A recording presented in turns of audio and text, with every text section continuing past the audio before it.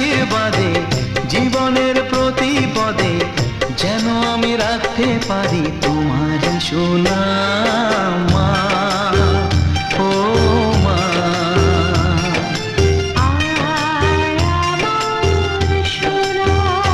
ও স্নেহের ছায়ায় ভালোবাসায় ঢেকে রাখে যে, অনেক জ্বালাশয় বুকে জড়িয়ে রাখে যে, তারই আঁচলে মুখ লুকিয়ে রেখে জীবন আমার কাটিয়ে দেব তোমায় দেখে মা।